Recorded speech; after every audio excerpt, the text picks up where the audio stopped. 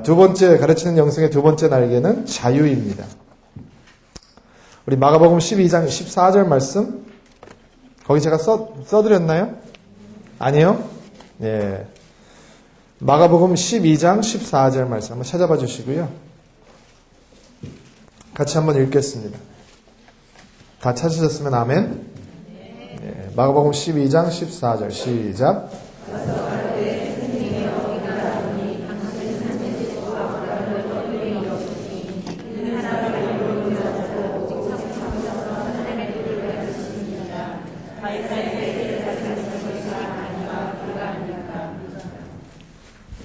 자, 하나님 예수님께서 진실한 선생님이라는 것을 말해주고 그 다음에 로마 황제에게 세금을 바치는 것이 옳으냐 틀리냐는 올무가 있는 질문입니다.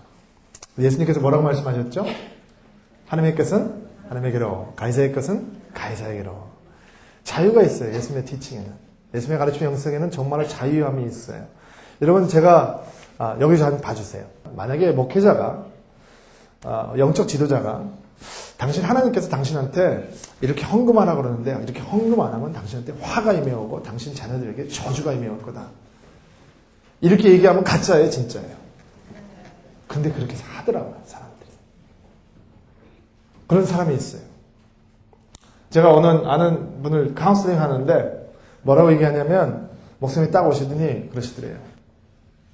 제가 목사니까 저는 목사님 얘기해도 되죠. 예. 여러분이 하면은 그게 가습이 되지만 저는 자아 비판이 되는 거니까. 예. 당신이 여태까지 11조 떼어먹었기 때문에 하나님께서 진노하셨고 당신 자녀들에게 그 화를 내보내실 거다. 그러니까 엄마가 떨릴까요? 안 떨릴까요? 예. 안 떨리면 간이 굉장히 큰 사람이죠. 그러니까 그러면 목사님 어떻게 해야 됩니까? 우리 자녀를 살리려면 어떻게 해야 됩니까? 이 정도 되면 거의 점쟁이죠. 그렇죠? 예. 여태까지 밀렸던 밀렸던 11조와 거기에 대한 이자와 제가 지어내는 거 아니에요. 거기에 대한 이자와 그리고 당신이 헌신을 보일 수 있을 만큼 더 많은 액수를 얹어서 주님 앞에 드려야 된다. 여러분 같으면 드릴 것 같아요? 안 드릴 것 같아요? 안 드릴 것 같아요. 근데 이분은 드렸어요. 그러니까 너무 아는 거죠. 예, 목사님이 너무 교묘하게 아는 거죠. 그건 예수님의 티칭의 영성이 아니에요. 그러니까 속박하고 압박하고 누르고 두려움에 떨게 하고 사람들로 하여금 옴짝달싹 못하게 하고 이러는 티칭은 예수님의 티칭이 아니에요. 분명히 하나님께서는 약속하셔요. 눌린 자가 자유케 된다고 하셨어요. 네. 포로된 자가 자유케 된다고 해주셨어요. 하나님의 말씀이 임해오면 복된 소식이 전해지면 갇혀있던 자가 풀어지는 거예요. 보지 못했던 자가 눈을 뜨게 되는 거예요. 예수님께서는 기존 틀에 묶이시지 않아요. 율법이라는 틀에도 묶이지 아니하시고 예수님께서는 로마법이라는 틀에도 묶이지 아니하세요. 왜 그러느냐? 그분이 어떻게 그렇게 자유할 수 있느냐? 그분이 하나님 안에 거하고 계시는 거예요. 여러분 요즘 하나님 안에 거하고 계신다는 그 사실 때문에 제가 매일매일 이렇게 묵상하고 있는데 저도 언젠가는 그게 그 뜻이구나 할 때가 왔으면 좋겠는데 묵상을 계속 하는데 아직 뚜렷한 게 없어요. 근데 요즘 마음의 감동이 뭐냐면 나도 거하고 싶다는 거예요. 무엇을 하고 싶다는 것이 아니라 주의 안에 예수 그리스도 안에 하나님의 은혜 안에 그냥 거했으면 좋겠다 이런 마음이 있는 거예요. 하나님 예수님께서 어떻게 그렇게 당당하실 수 있느냐? 어떻게 그렇게 자유로우실 수 있느냐? 그것은 하나님과의 관계에 있는 것 같아요.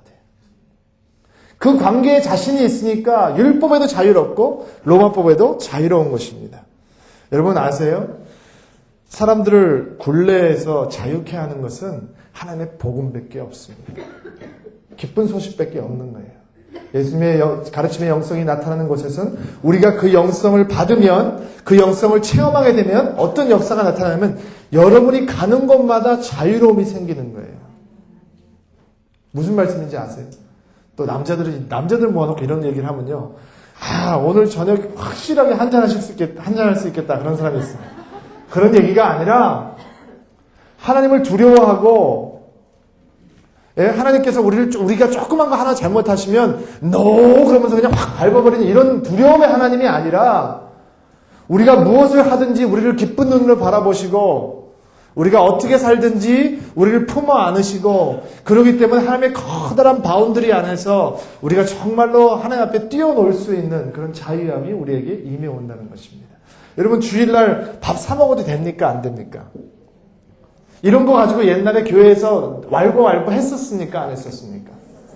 성가대가 주일날 어디 간다, 가서 식당 가서 밥 먹는다, 장로님들 들고 난리를 치고 막 성가대 대장이 잘리고 막 성가대 지휘하는 사람이 교체가 되고 막 그랬다는 교회가 있었대요. 복음은 그렇게 율법적인 거 아닙니다. 예수님의 가르침이 영성이 있는 곳에서는 정말로 자유함이 있어요. 여러분, 영성 없는 자유는 방탕해 보입니다. 세 번째 가르침의 날개는 권세입니다. 마가복음 1장 22절 한번 같이 찾아봐 주시고 읽어주셨으면 좋겠어요. 마가복음 1장 22절 시작. 이는 그 가르치시는 것이 권세 있는 자와 같고 속이는 것과 같이 아니함이로라. 그분의 가르침에 놀랐는데 왜 놀랐느냐? 그분의 가르침이 권세가 있는 거예요. 그럼 과연 권세가 있는 가르침이 무엇인가?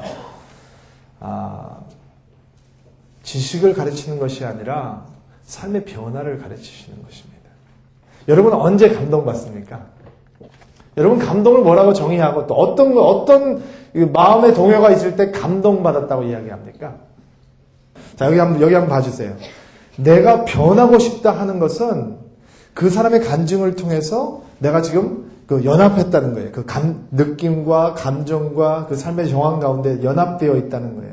근데 그것만으로는 신파 영화, 멜로드라마 보면서 내 머릿속에 지우개를 보면서 눈물 쏟는 것과 별로 다를 게 없어요. 진한 감동은 언제 오냐면 저 고백이 내 고백이면 좋겠다. 나도 변해야 되겠다. 하나님 앞에 기도하기 시작하면서부터 내가 감당할 수 없는 감동이 임해오는 거예요. 여러분 안 그러세요? 그러니까 하 목사님께서 체인지 집회할 때 뭐라고 말씀하셨냐면 여러분들 중에서 기억하시는 분들 있을지 모르겠어요. 나는 하나님을 위해서 충성을 다했습니다. 나는 지금까지 달려오면서 하나님을 위해서 일하면서 나의 건강도 빼앗겼습니다. 나는 병도 얻었습니다. 나는 5번의 암 수술을 했습니다. 그러나 나는 계속해서 변할 것입니다. 그때 우리 봉사자들하고 같이 이렇게 지하 있으면서 그 말씀에 얼마나 감동이 되는지 몰라요. 그리고 하 목사님께서 여러분들에게는 그렇게 말하지 않지만 목회자들 모아놓고 또 그분의 18번이 있어요. 공개할까요? 우리를 정말로 진하게 감동시키는 18번이 있는데 알려드릴까요? 네. 당신들 목숨 걸어. 근데 이게 무슨 조직 폭력배를 조폭들을 하는 얘기 같은데 하 목사님께서 뭐라고 하시냐면 당신들이 예수 위해서, 교회를 위해서, 목회를 위해서 목숨 걸어. 목숨 걸어도 안 죽어. 그러면 그냥 그 감동을 말로 제가 설명할 수 없는 게 항상 그 말씀을 들으면 마음이 터질 것 같아요. 그리고 눈물이 돌고 거기서 끝나면 절대로 목숨 안 걸어요. 그리고 나에게 다가오는 헌신은 뭐냐면 나도 저렇게 살고 싶다. 권세 있는 가르침은 사람들로 하여금 나도 저렇게 되고 싶다, 살고 싶다, 변하고 싶다 하는 것을 가르쳐주는 삶이에요. 결국 그 삶은, 권세는 어디서 오냐면 그 말씀이 예수님 안에서 벌써 이루어지고 있었던 것. 서기관들의 가르침에 권세가 없었던 것은 지식만 전달하는 거예요. 구약에 이런 말씀이 있습니다. 율법은 이런 뜻입니다. 탈무드에 이런 이야기, 이런 것들만 전하는 것이고, 예수님의 권세는 어디서 나오느냐? 사람들로 하여금 그 말씀에 녹아는 자신의 삶을 보여주시고 변화를 유도하는 거예요. 네. 네 번째, 예수님의 가르침의 영성의 네 번째 날개는 일상이라는 날개입니다. 일상. 그러니까 everyday의 날개란 말이에요. 여러분 책을 몇 권 좀 권해드리고 싶은데 조이 도슨이 쓴 하나님의 음성을 듣는 법, 그 다음에 찰스 스탠리 목사님이 쓴 하나님의 음성을 듣는 법, 그리고 척 스윈덜 목사님이 쓴 책 중에 The Mystery of God's Will이라는 책이 있는데 번역이 됐을 거예요. 그러니까 하나님의 뜻을 신비한 뜻을 뭐 찾아가는 삶, 이 정도로 번역되지 않았을까 이렇게 생각하는데, 알아가는 법. 그러니까 하나님의 음성을 듣는 법, 하나님의 뜻을 어떻게 알 수 있을까, 이런 것에 대해서 성도님들이 굉장히 많이 고민을 하시는데요. 그 책들을 보면 조금 여러분들께서 도움이 되실 수 있을 것 같고요. 책을 읽는다고 그게 이해가 되어진다고 여러분들이 하나님의 뜻을 알 수 있는 것은 아니고요. 연습을 하셔야 되거든요. 그런데 하나님의 뜻을 구별하는 법을 가르쳐주고 통찰력 있게 저희들에게 안내해주는 그런 신앙의 선배들은 하나같이 성경만이 오로지 하나님의 뜻을 알려줄 수 있는 것이라고 얘기하지 않는다는 것입니다. 물론 성경을 통해서 말씀하십니다. 오해하지 마시고 들어주시기 바랍니다. 분명히 하나님께서는 성경을 계시하셨기 때문에 성경을 통해서 말씀을 하시지만, 그러나 성경만이 하나님의 뜻을 알 수 있는 유일한 길은 아니라는 것입니다. 그 부분이 이해되어지세요? 네. 제가 설명을 굉장히 잘못했다가 저 목사가 성경 필요 없다고 그러더라. 그렇게 말하면 좀 곤란하니까. 여러분, 예수님의 티칭은, 예수님의 가르침은 예수님께서 성경을 붙들고 24시간 묵상하고 준비한 후에 나온 게 아니라는 거예요. 너무 충격되어지죠. 네. 목사님들이 제일 힘든 게 뭐냐면 설교 준비거든요. 이게 짜낸다고 나오지 않거든요. 짜낸다고 나오면 얼마나 좋겠어요. 앉아있어도 안 짜져요. 그래서 피가 마르는 거거든요. 주일은 다가오고. 왜 주일은 7일마다 한 번씩 오는지 몰라. 열흘에 한 번씩 오면 좋을 텐데. 예수님께서는 가르치기 위해서 성경을 펴놓고 주석책을 펴놓고 준비하고 하시는 게 아니고요. 말씀이 그 안에 거하고 계시니까 예수님께서는 주위를 바라보시고 일상에서 일어나고 있는 사건들을 붙드시기 시작하는 거예요. 왜? 그래야지 사람들이 알아먹어요. 그거 아세요? 그러니까 씨 뿌리는 자의 비유. 그 얘기할 때 저 뒤에서 농부가 씨를 뿌리고 있었을까요? 없었을까요? 나는 있었을 거예요. 고기 잡는 비유를 하셨을 때는 분명히 바닷가에서 하셨을 것 같고요. 무화과나무 얘기를 할 때는 분명히 무화과나무 곁을 지나가고 계셨을 것이고 그랬을 것 같아요. 네.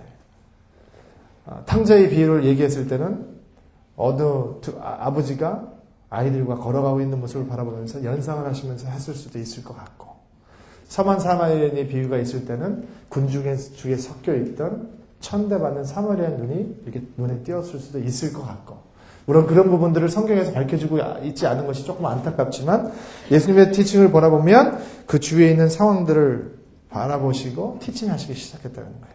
여러분, 하나님께서 말씀하실 때 여러분 삶 속에 확성기를 통해서 말씀하시는 거 아세요? 우리가 잘 못 들기 때문에 마이크로폰을 대고서 말씀을 하신다니까요. 제가 여러분들 주위에 있는 하나님의 일들, 하나님의 사인들이 얼마나 많은지 장담할 수 있어요. 눈만 열면, 귀만 열면 들려와요. 근데 우리는 어떤 것을 원하냐면, 예전에도 말씀드렸지만 엘리야가 이 하늘에서 불을 끌어내듯이 그런 것을 원하는 거예요. 근데 엘리야도 지진이 나고 돌이 날아가고 막 이런 엄청난 불이 지나가고 바람이 지나가는 순간에 하나님의 음성이 들렸어요? 안 들렸어요? 안 들렸거든요. 그 다음에 오는 거는 어떤 음성이었죠? 그냥 평범한 음성, 세미한 음성이 작은 음성이라는 거예요. 작은 음성이라는 게 무슨 뜻이냐면 여러분 목소리, 내 목소리 같은 거. 그러니까 하나님의 음성이라면 바다가 떨고 산이 움직이는 그런 커다랗고 위험 있는 음성이어야 되는데, 하나님께서 엘리야에게 다가오는 음성은 어떤 음성이냐면 그냥 평범한 옆집 아저씨 같은 음성. 그런 음성으로 다가오셨다는 거예요. 모세가 하나님을 만날 때 어떻게 만나요? 시내산이 반으로 쫙 갈라지고 할렐루야 하면 하나님께서 쫙 나오셨어요. 그러면 누구나 가죠, 저기를. 그러나 그 당시 광야에 부시가 많이 있었을까요? 없었을까요? 그 떨기나무들이. 떨기나무는 게 부시라는 거예요. 예. 그게 많이 있었을까요? 없었을까요? 그 부시가 어떤 거냐면 옛날에 여러분 왜 서부 영화 보시면 이만한 마른 나무 덩어리가 바람이 불면 막 굴러가잖아요. 진짜로 미국 서부에 가면 그런 것들이 굴러다니더라고요. 전 몰랐어요. 그런데 그런 부시예요. 아주 조그만 떨기나무들이 광야에서 많이 있었고 그것이 바싹 마르기 쉽기 때문에 그 광야의 기후를 견디기 위해서 목동들이 거기다 불을 붙이고 불을 쪼였던 그런 그냥 평범한 떨기나무였어요. 근데 그날 모세가 떨기나무가 불에 붙은 거 그날 처음 봤을까요? 안 봤을까요? 많이 봤을까요? 네. 근데 우리는 그게 처음이라고 생각하는데 오해가 있는 거예요. 하나님의 음성을 듣고자 원하지만 뭔가 특별한 걸 원하는 거예요. 그러나 하나님께서는 일상 속에 다가오신단 말이에요. 여러분 성경에도요 그렇게 특별한 사건은 몇 번 없어요. 근데 우리는 그렇게 하나님께서 역사해 주셔야 나의 영성은 깊은 것이고 나에게 은혜가 임하는 것이고 정말로 사람들에게 간증할 거리가 있다는 거예요. 저는 여러분들 로렌스 수사의 하나님의 임재 경험이라는 책을 꼭 한번 좀 보셨으면 좋겠는데요. 제가 나중에 종강하면서 이거 우리 강의 다 끝나면서 다음 주에 책을 좀 적어드릴게요. 책을 좀 적어드릴 테니까 한꺼번에 다 사지 마시고요.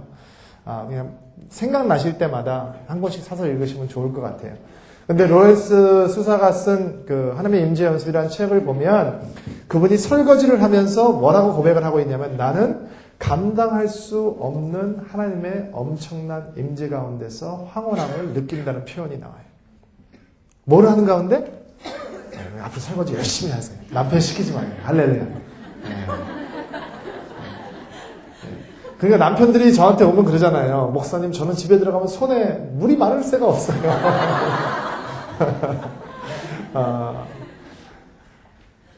꼭 하나님의 임재를 경험한다 그러면 예배당으로 들어가야 할 것 같고 동굴 속으로 들어가서 문을 닫아야 될 것 같고 기도원을 가야 될 것 같고 수도원에 들어가야 될 것 같고 누군가 도와줘야 될 것 같은데 그렇지 않다는 거예요.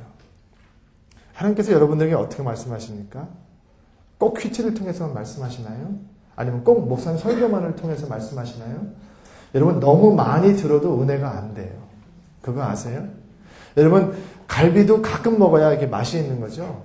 가끔씩 콩나물국도 먹어야 갈비의 의미가 있는 거죠. 맨날 그거 하면 코에서 고기내가 나서 싫어요.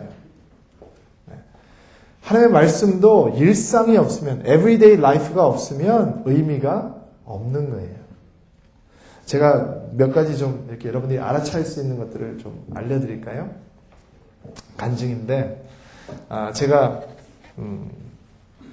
저는 인생의 성공을 좋은 아빠가 되고 좋은 남편이 되는 거라고 생각해요. 두 번째는 좋은 목사가 되고 싶어요. 그런데 제가 저희 가정에서 좋은 아빠가 되기 위해서 굉장히 노력을 많이 한다고 생각하는데 결혼 10년 만에 제가 C학점 남편에서 B학점 남편으로 올라갔어요. 할렐루야. 네. 그러니까 다음 10년 동안 제가 A학점 될 거 아니에요. 그러니까 제가 언젠가는 A학점으로 올라갈 거 아니에요. 너무 기대되어지는데 우리 딸이 어렸을 때 아침에 이제 잠을 9시 반 돼서 일어났었는데 그럼 제가 우리 아내 출근하는 거 이렇게 보고 아침에 커피 끓여놓고 이제 큐티해요. 큐티하고 기도하고 아래층에서 기도하고 있으면 애가 일어나면 불러요. 저를 아빠 그리고 부르면 제가 올라가서 씻겨주고 옷 갈아입혀주고 이제 아이 봐주는 분에게 갖다 데려다주고 제가 이제 교회를 출근하는 거예요. 근데 그게 이제 저희 아침에 하는 책임이었는데 우리 둘째 딸이 어느 날 일어나가지고 아빠 그러고 저를 부르는 거예요. 그래서 제가 이렇게 달려가서 보니까 이렇게 2층에 서 있는데 이렇게 내려오라고 제가 올라가기가 싫으니까 귀찮으니까 전 C학점 아빠니까 게으르잖아요. 그러니까 올라가지 않고 그냥 내려오라 그랬어요. 이렇게 손을 제가 펴고 그러니까 저를 보고서 방긋 웃더라고요. 그러더니 미련 없이 몸을 날리는 거예요. 2층에서 아래층으로 물론 칼펫이 이렇게 돼 있지만 근데 다리부터 뛰었으면 그래도 엉덩이를 퉁퉁퉁퉁 하고 내려올 텐데 아빠가 이렇게 하니까 어디서부터 뛰겠어요? 머리부터 뛰는 거죠. 예. 그리고 저는 손이 아무리 길지만 그렇게 길진 않죠. 그래서 하고서는 했는데 늦었어요. 벌써 퉁퉁퉁퉁 거리면서 떨어져서 내려왔어요. 그래서 우는 아이를 붙들고 하나님 신뢰는 이렇게 하는 것이군요. 배우는 거예요.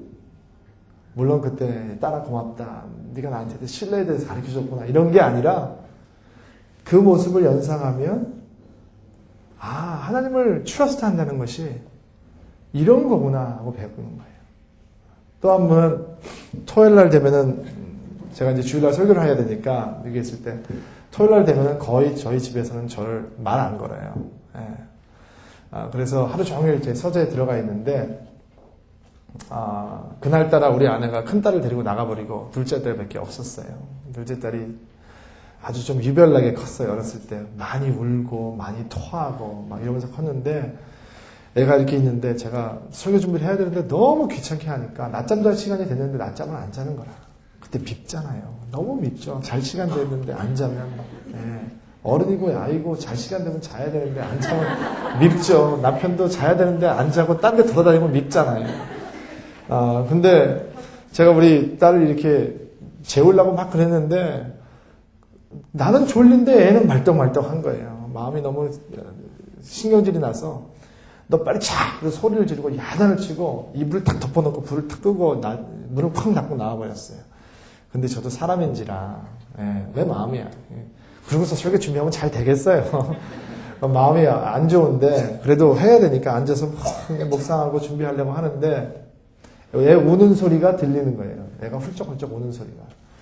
그래서 주님 또 오늘 범죄했군요. 이런 마음을 가지고 있는데 커피를 가지러 문을 탁 열고 나오는 순간 하나님께서 저에게 뭐를 하나 가르쳐 주셨어요. 우리 딸이 담요를 붙들고 베개를 들고 와가지고 내 문 앞에, 내 서재 문 앞에 누워서 잠을 자고 있는 거예요. 근데 그냥 거기서 이렇게 누워서 자는 게 아니라 왜 이런 거 있잖아요. 몸을 벽에다가 바짝 붙여가지고 자는. 그러니까 아빠랑 가까이 있고 싶은데 아빠가 문을 쾅 닫아놓으니까 들어가지도 못하겠고 무서워서 콱 붙여놓고 그러니까 몸이 이렇게 굳어서 잠을 자고 있는 거예요. 그래서 제가 이렇게 아이를 들고 갖다 다시 뉘어놓으면서 하나님 예배라는 게 바로 이런 거군요. 그래서 제가 그 주간에 무슨 설교를 했겠어요? 예배에 대한 설교. 그거를 설교하는데 제 친구 목사 중에 예배 인도, 월십 리딩 하는 목사님이 왔다가 제가 이렇게 타고난 설교가가 아닌데요. 자기가 들었던 예배 설교 가운데 가장 자기 마음에 감동이 되는 설교였다고 저를 격려해주고 가더라고요. 왜 그러냐? 하나님께서 일상 속에서 예배를 가르쳐주시고 보여주시고 나누어 주니까 통하는 거예요. 그러니까 예수님께서 티칭을 하시는데 정말로 그분의 시선은 성경을 넘어서 벌써 성경 안에 들어갔다 나와서 우리 삶 속에 진행되어지고 있는 일상 중에 진행되고 있는 하나님의 손길들을 보기 시작했다는 거예요. 여러분들 그거 보이세요? 남편들 손길이 보이세요? 여러분 자매님들 가운데 기도를 받으러 나오면 자매님들은 주로 뭐라고 얘기하냐면 남편이 변화되게 도와주세요. 남편이 좀 신앙이 깊어졌으면 좋겠어요. 이런 기도를 많이 해요. 그래서 쭉 얘기를 해보면 참 우스운 기도 제목들이 많더라고요. 무슨 기도 제목이냐면 예수를 안 믿던 사람들이 교회를 나오기 시작했다는 거예요. 근데 새벽 기도까지 나오는데 나와서 좋은데요. 그거는 감사할 일이에요. 그거 아세요? 어떤 자매들은요. 아직까지 교회에 문턱도 안 넣은 자매들도 있어요. 남편들이.